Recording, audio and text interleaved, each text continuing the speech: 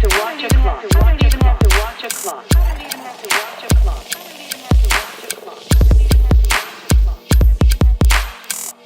Oh, welcome back to the Bold Moves podcast. If you are new to this, then you don't know what you've been missing, I guess, because I took a break for about 2 months after moving to Sacramento, and actually you'll hear more about my break and why it happened and what I did during it by listening to this episode. This is episode number 301 of the Bold Moves podcast, and part of the reason that I took a break after 300 episodes was to celebrate and relax, but also because somebody offered to interview me for the podcast, and I worked to schedule that, and that didn't work out, and eventually I ended up kind of taking a poll from some listeners to see what past guests they would like to hear interview me, and that is how I wound up asking my good friend Nicole Zamora, who was back, I believe, episode number 25, and all that will be in the show notes. But she spent a little over a half an hour chatting with me and asking me some questions. And before the interview, I asked my listeners and my social media fam to contribute some questions. So she chose some of those, and what I didn't answer during the podcast, you can also look in the show notes for that to find my answers elsewhere. But long break, we're back. We have a lot of great episodes lined up that I'm super excited to share with you. And without further ado, here I am for the second time, or maybe the third, I think just the second time, as a guest on my own podcast. So here is episode number 301, Mandie Brice, interviewed by Nicole Zamora. Hello, Mandie Brice. Hello, Nicole Zamora. So gorgeous with your bedazzled headphones. Thank you. It's a new pair from when we last spoke. I love them. The other ones started falling apart and only one speaker was working, so I thought it was time for an upgrade. And one of my guests, my former guest, sent them to me. He works at Koss. And so these are Milwaukee business headphones. Ooh. Yeah. So thanks for noticing. Beautiful. I love it. Thank you. Likewise. And you have such a cool background behind you. You're in the salon, right? Yes, I'm actually downstairs in our gallery space downstairs, and this is one of our artists' pieces. Grace Nicole. She's one of my very favorites, so I wanted to be set up by her. I love it. If I had that kind of space, I would also be set up by that. It was great. So, what has Mandie Brice been up to since your last podcast? Well, it's been a while. Previously, I was pretty consistent week to week with 300 episodes. There are a couple spans of time where I would take a couple weeks off here and there, but this is definitely the largest break that I've ever taken. The last one, as we were discussing before we started recording, was in the middle of September, and now we're in the middle of November. And so I've had 2 months off. And a big part of that is because on September 4th, which was my birthday, my husband got an offer from the Sacramento Kings. We were living in LA at the time, so that meant a rapid 6 days to get ready and move to Sacramento, and then coming here and spending a few weeks finding a place and then moving in. And wow. I still have nothing hung up in here, lots to unpack and whatever, but adjusting to a new city and living with, the NBA life, which is really different. Yeah, celebrity. Well, not me, but Tommy was. I should send you I think I did send you the link to the video where he was in the background. I love it. The and French it doesn't fries. Want to have a fry. Yes, my husband was in the background when a TV camera was filming one of the Kings eating French fries from the fans during the game against the Lakers. And it was all business. I was very serious and unaware of the French fry consumption right in front of it. It would have been hilarious if you smacked his hand and you were not on the diet. Yeah, it's not healthy. Come on, Dwayne. No French fries for you. I think he's burning those off pretty quickly at running as much as are we having some fun? Yay! Cheers! Cheers, my love! I'm having a little peanut nor. Peanut nor. Oh my gosh.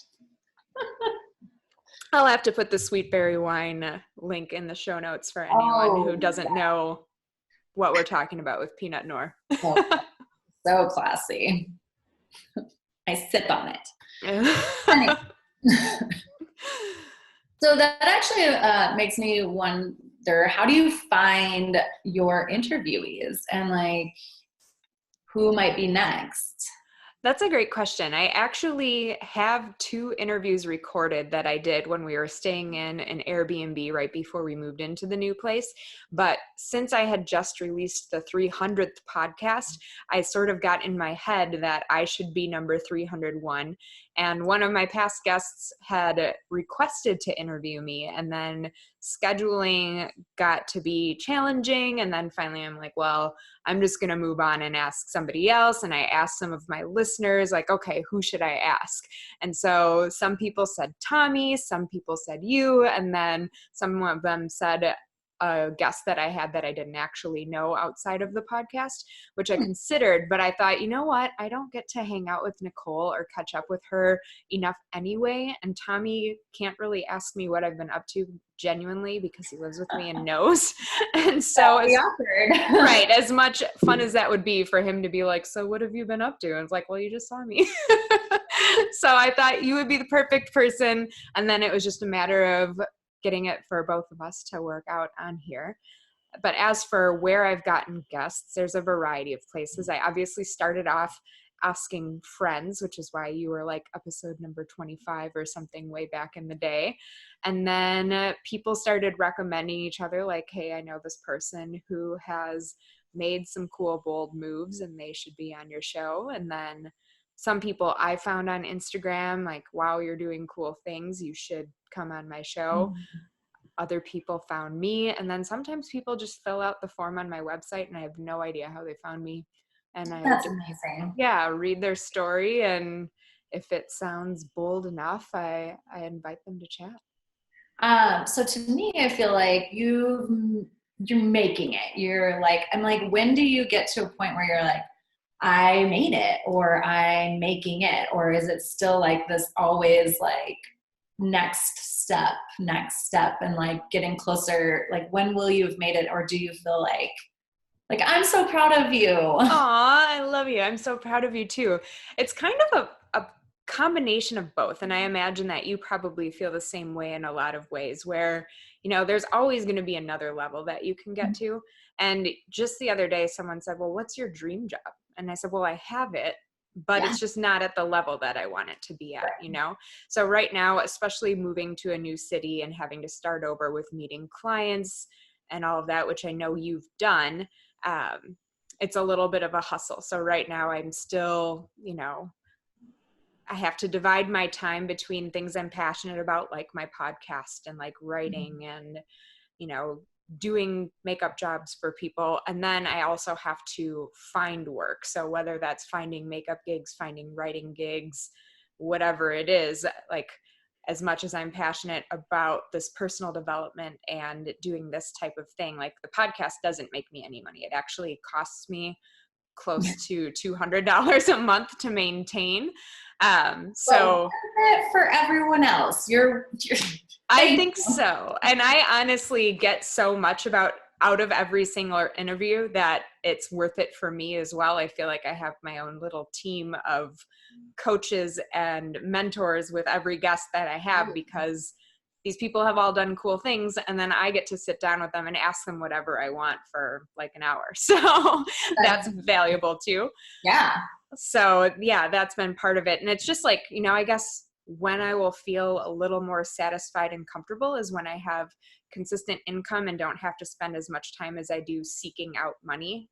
And when I can also get to more people. It's funny because right before I stopped the podcast for a while, I was getting these emails saying that I was charting in different countries. And then obviously, since I'm not putting out new episodes or doing anything to promote most of the old episodes, that stopped. And I'm like, shoot, I feel like I was at the highest I've ever been. And then now I'm like, well, I'm kind of starting over. And I hope that momentum picks up right where it left off, but I guess we'll see. I'm surprised that it doesn't just like keep moving though. Like the momentum might still be out there. You just like you're not seeing Yeah, I stopped looking at the numbers of downloads, and I don't know how to even see who's subscribed and who hasn't, just because it became almost like a little obsession. Like, I've never been one to count Instagram likes or Facebook likes or anything like that. But for a while, when I first started and I was editing my podcast myself, I would go and refresh my podcast server and be like, whoa, 25 people downloaded something today, or like, Yeah. and since it's not about that for me, and since I've outsourced the editing of my podcast now, I rarely log in or see that. And so I'm sure people are still listening and downloading things, just not as much as they were when I was getting those emails from the different things saying that I was charting in different countries. So That's amazing. yes, I hope so. I hope it gets right back to that after I put this out. Wow. Yeah, it will. It will. So what is to come in 2020? Well, I don't know. I have just barely started thinking about 2020, because I feel like the goals that I was working on that was supposed to be finished in like third quarter of 2019 took a back seat when I suddenly decided to move.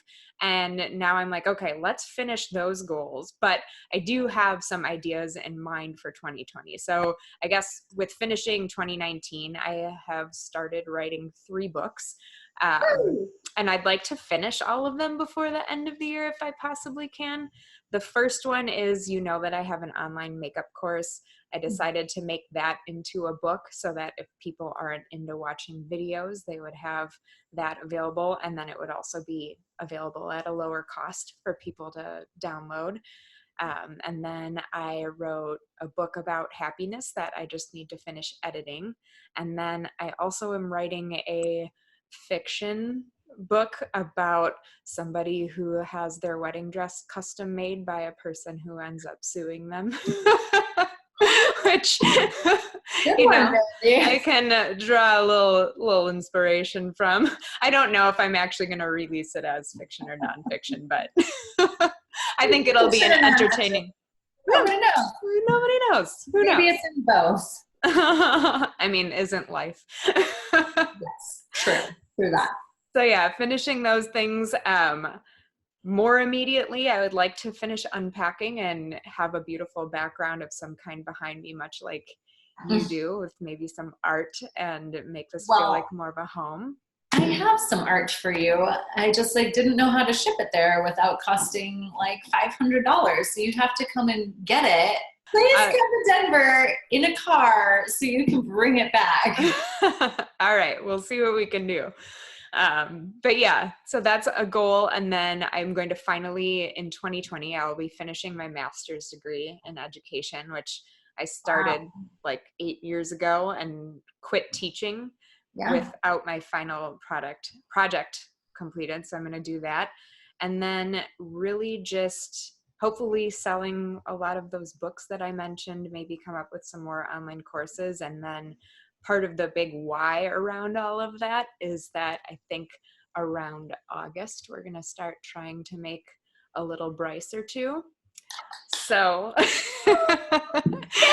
yes, I want to be able to be more selective and financially stable by then, where I'm only leaving the house for jobs that are really worth it and worth getting childcare for, as opposed to being able to write from home or do social media stuff from home or whatever stuff I need to do to not be homeless and be able to afford children. Yeah. I mean, for a while they just need you, so you're good. But that actually goes into what I was going to ask about, learning or doing a new thing, a new skill set for you, because you're already so well-rounded with hair and makeup and modeling and writing and podcasting and interviewing and being just generally you are a good mentor, and you're a happiness mentor for people. And I'm what more could she possibly do? Well, I guess you answered it, and those finishing up a master's and hopefully a skill set for pregnancy, that's always super fun and quite the journey. I'll be barking up your tree a lot for advice, especially since we have a lot of similar beliefs as far as nutrition and sustainable, healthy living. So There's lots of information out there. It's easy. I'm sure. Excellent. There for moral support when you're like, what, this happens? This happens? What? Nobody told me about that. Perfect. I'll need that, I'm sure. Do you have ideas for who you want to bring on to Bold Moves next? There is somebody actually who is on the Sacramento Kings whose story is very inspiring to me. So I'm going to have Tommy ask him pretty soon to join. Well, I don't know if I should share his story, but he was over 300 pounds and homeless, and now he's in the NBA, and I think that's a really cool transformation. So I have continued. Right, exactly. And there's a little sneak peek. Assuming that he agrees. Of course, Of course he's going to agree. I need you to be my pitcher, just calling people up. Excuse me, I need you to be on Mandie's podcast. Yes. I would love to work for you. I would love to have you. You're amazing. Would you be able to pick out your most interesting hair and makeup or modeling gig that you had this year? This year. Okay. Let's look back. Modeling, I haven't done a ton of, but I've been getting back into it, and actually I've done a lot more since I've been in Sacramento. But I would say the one that stands out to me the most is actually for MeUndies. I dragged Tommy in front of the camera, and they gave us matching donut onesies. And we shot outside of Randy's Donuts in Inglewood in our purple donut onesies, and it just looked absurd, but it was fun. And Tommy didn't eat any donuts. I ate like 1.25 donuts. And so that was fun. Yeah. I mean, I had like 18 of them, and some of them the photographer said, "Oh, take a bite out of this one," or something. And so of course I did. And then one of them I had taken so many bites out of, I was like, well, I may as well finish this donut. So that was that. As far as makeup jobs, I did one for People magazine. It was my 4th time doing makeup for People. And even though generally speaking that makeup isn't really exciting because it's not glamorous makeup, it's making people look just camera ready versions of themselves. It was for a woman who was being profiled because she was fighting for her right to end her life on her terms. And so one thing that is always interesting about People, even though the hair and makeup isn't, is that the people themselves are usually really fascinating. So that one like got a lot of thought and a lot of conversations too around whether like the ethics around being able to decide if you're terminally ill to end on your terms or not. And I still am honestly undecided, but it was something that I hadn't spent a lot of time thinking about prior to that. So that was interesting. Yeah. Wow. Very. Yeah. Heavy, but interesting. Well, it is. And like you can, I think when I was doing hair and makeup for People, that it was like, okay, this is not the most interesting. We're typically interesting people. Yeah. Not the makeup was.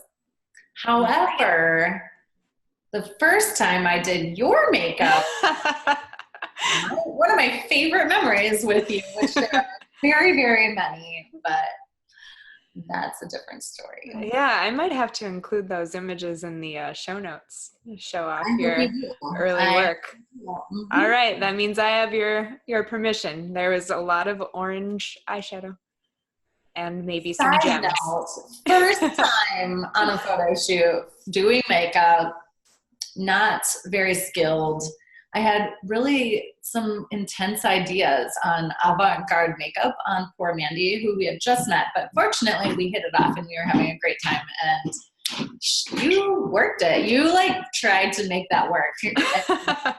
Well, see here, this is a perfect example is you didn't play it safe. You went with the bold move. And although the photos aren't the best of either of our portfolios, it paid off because we're friends. The photographer and the lighting, I think, are gonna like make it work. Yeah, it'll look it'll be totally different in camera. There's a learning curve with that. This was just done before you hit that curve. Good. Yeah. Good times. Absolutely. Would you ever travel and do like seminars, workshops, maybe a book release signing here at my hair trip? I would love to host you. I would host you for anything you want. Well, yeah, we'll definitely plan on that for when I'm there, when the Kings play the Nuggets. We'll do some sort of something. As far as teaching seminars and stuff, I have a little bit of imposter syndrome around that. Like, who would want to learn from me? I feel like I'm just a regular person who's winging it. But I know that even like the most successful people feel that way sometimes, and that I could have one statement the whole day that impacts someone's life and it would be worth it. So I don't know that I'll do a ton of traveling around, but I would love to. Have been in my hair trip one time and I loved it, and it's a magical place. So I would love to do that again, and we'll definitely set it up. And then if somebody else is listening, and especially if they live in a city where the NBA is also, I can make it kind of a trip and tag along with the Kings and set something up. But I'm open to it, especially before the little Brices come into the picture, when I'm sure traveling will settle down quite a bit. But I don't have any plans outside of something for sure at my hair trip in Denver. Oh, yay. I'll definitely be buying a bunch of books that you must sign, and I will have them for people to purchase, and I will tell them all about it. I love it. Yes. So I have some questions that your followers wanted to ask, and I chose 3. Oh, okay. What should people know about the real life of modeling? Well, my lovely friend, I feel like you can chime in with this too, because you have also modeled. But I think there's good and there's bad, and it's just like anything else. And I think it's also something that you usually see the highlight reels of. So you see the final product of somebody looking and feeling glamorous, but what you might not know is that to get to that point, there's probably a whole team of people making that person look great, and that it comes with a lot of waiting around. I think that's what surprises people most who are new to the industry, that think you just show up, get ready, and take pictures right away, and don't know that maybe you sat there for 3 hours after your hair and makeup were done before it was time to do anything. And it's changing a lot, the industry. Like I said, I kind of took not really time off, but modeling took a backseat to other things. And it seems like now social media following plays a lot bigger role than obviously before social media existed. But it seems like some people are booked based on follower counts as opposed to their abilities as a model or their look, which makes sense because, the end goal is to sell things. And out there. if you get a bigger audience with someone with more followers, then you're getting more bang for your buck, because hopefully that model is also going to post, hey, I'm shooting for this brand today, and here's me in this ad. So it makes sense, but that's just an interesting aspect of the industry that wasn't there back when we first started modeling, and your agent was sending your pictures to mysterious clients, and so much was done behind closed doors. Yeah, that is really true. Do you feel like it's not just like people are just posting and, there is like a skill set to it. So I feel like you almost have to go to school just to learn, the right hashtags and when to post, and everything needs to have like a consistent look. You have to be taught on like what is the etiquette even. And I feel like I'm so removed with like kids, family, work, stylist life, like clients, like all of that, that my husband thankfully does all of our social media, and he like looks up the he tries to do like the webinar type things for social media, and I think there's a lot of time that has to be dedicated to doing it properly. Yeah. Just wild, because you're right, like your podcast, you're like, I'm paying to do this, deliver a product that we all enjoy. Absolutely. So if anybody's listening and appreciates the podcast, feel free to buy books or my online makeup course to help offset that, or click on the affiliate links that are in my posts. I get like 10 cents when people buy stuff from that, but I get really excited. Exactly. A little happy dance. Tommy's like, what's up? I'm like, I made 36 cents because somebody clicked on a book link. You're like, making contributions. That's right. Amazing. Yeah, modeling. And I think it's really interesting that there's like one side, and I say that even for social media, you see what people want you to see, and not absolutely the real life situation.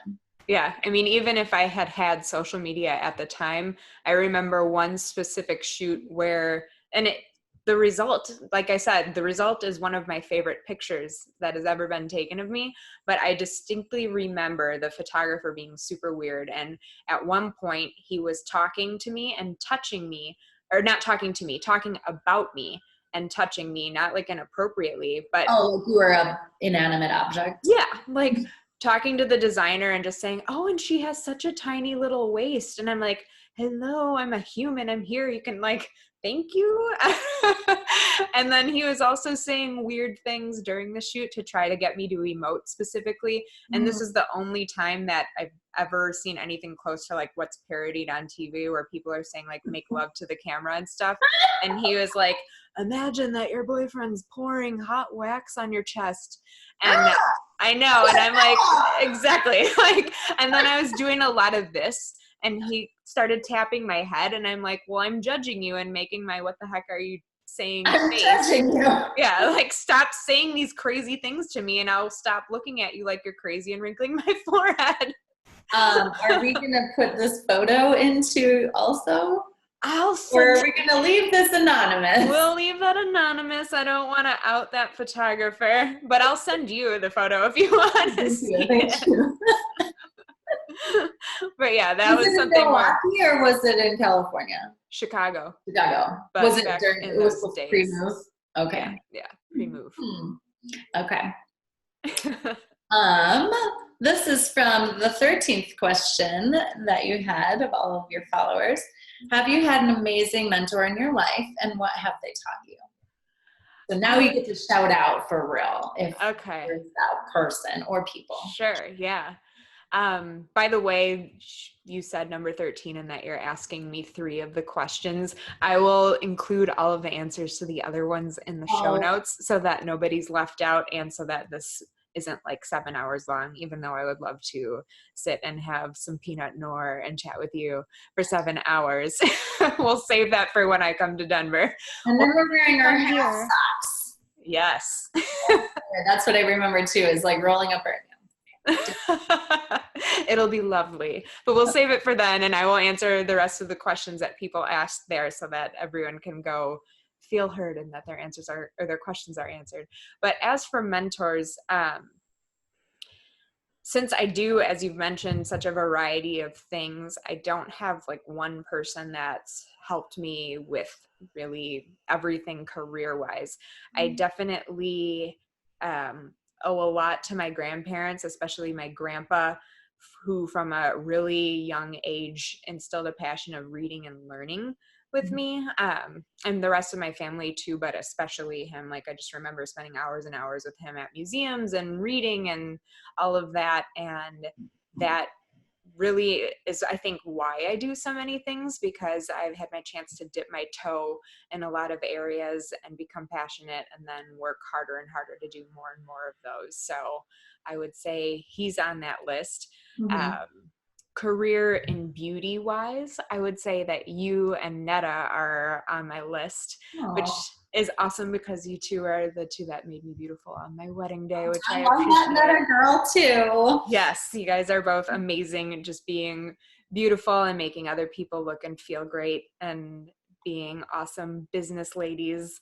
And today, by the way, is World Entrepreneurship Day. So, Oh my gosh. so cheers to that. Cheers. Cheers to us and cheers to you. Likewise. And then I have a series of like mentors from afar who, in most cases, they are unaware of my existence, but I find them inspiring and learn from them, whether it's just learning from their examples or buying their books or courses and so on. So people like Chalene Johnson and Marie Forleo and Sarah Blakely and Ellen DeGeneres and of course Oprah and Michelle Obama, and like that list goes here we go. forever. So those would be mentors that are unaware of my existence that I really appreciate what they're doing. Yes. That's amazing. And honestly, like I feel the same for you. So when you were talking about Netta and I, you're amazing. Thank you. And the last one that I chose out of all the really, really good questions is, what is your advice on being confident? All right. My advice on being confident. I think it kind of goes with how I answered your question about, am I going to go and travel and do workshops and stuff? And I said, I feel that imposter syndrome. I think realizing that everyone feels scared, probably like all the time, and that we're all just doing our best has been really impactful for me. There was a time when I first moved to the Bay Area, so like 5 years ago or so, where I got to do the editor-in-chief of Marie Claire magazine's makeup. And I had done, like, if I said her name, you probably wouldn't know it. And I had done other celebrity makeup before that of people that, you know, you might have heard of. And for this one, I was extra nervous because she's in charge of a magazine that has a huge beauty component. And so I'm like, she probably knows so much about products and technique and works with makeup artists in a lot of different capacities all the time. And I'm going to go in and she's going to know that I don't know what I'm doing and she's going to out me. It was like my big fear. And so I was talking to Tommy about it the night before and I'm like, should I tell her I'm terrified? And he's like, absolutely not. He's like, that's a terrible idea because nothing will instill less confidence in somebody than being like, I'm scared to death of this, but I'll wing it and hope you look great. And so she ended up being amazing and fantastic. And I was correct. She mentioned they have a beauty closet at Marie Claire and that people send them products constantly. And we chatted about our favorites and stuff. But at the same time, I ended up near the end when I had earned her trust that I wasn't a complete hack. I did say like, hey, you know, I was pretty nervous about this. And I explained it and I'm like, you're leading this conference. I think it's called Women Up. And they invite all of the people. I think they do half of it in New York and half in LA or half in San Francisco, obviously it was. And they invite like 50 amazing women and some of them speak and they all just like lift each other up and share knowledge and stuff. And I'm like, how cool to be leading that. And I'm like, are you ever scared like in your job? And she's like, every day. So she's like, and she's obviously super accomplished and she's like every single day. And she said, what you have to do is just make a choice. And you have to choose not to be scared or choose to be scared and just do it anyway. And, you know, realize that you're probably not going to die as a result of whatever it is. So true. Yeah, just push through. I think even thinking too, like something a lot smaller scale of like going to a networking event, for example, it can be really easy to sit in a corner on your phone and not talk to anybody. But then why are you there? Then you're wasting everyone's time. Exactly. Or go find the snacks and you don't have to talk because you're shoving your face with whatever hors d'oeuvres are available. But if you remember that probably other people there have that same kind of strategy only because they're afraid to talk to other people, and you walk up and say, hi, I'm Mandie, or hi, I'm Nicole, you could be making their life a lot easier by just taking a tiny step outside of your comfort zone. And sure, if you say hi to someone and they don't want to talk and they're rude, that's still like you're in back to square one. Go grab a snack and then go find someone else who might be nicer, because you're like not gonna, die. They're probably not gonna punch you in the face. And, you just kind of, that's more of a reflection on that person than it is on you. And you find somebody else who's probably thinking, thank God this nice person came up and talked to me, because I was scared to introduce myself to someone or whatever.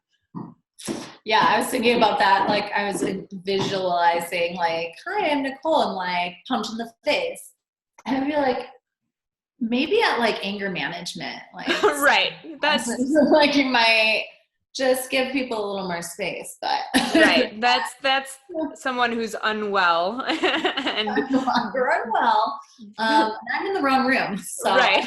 Where's the network? Or if the sign was wrong. Otherwise, if you're at a networking event and that happens to you twice, go buy a lottery ticket, because there's some sort of special luck shining down on you at that moment. My gosh, yeah, exactly. Yeah. Oh my gosh. Well, you, by the way, I'm like staring at your face and somehow like you're 10 years younger. Maybe you should share your beauty regimen also in the Dropbox there. In the show notes. In the show notes. All right. Well, I will say that something that, again, I think you and I have a lot of the same things in common, and you are a mother of two adorable children. And I think that for many people that ages them and it's not happening to you. So I think you could share some secrets, but I think a huge part of it is really taking care of yourself from the inside out, both physically and mentally. So eating good things, drinking lots of water, avoiding toxins like chemicals and so on, avoiding stress if you can. Those I think are more impactful than any makeup or whatever. But good skincare also is worth the investment, both time and money. True.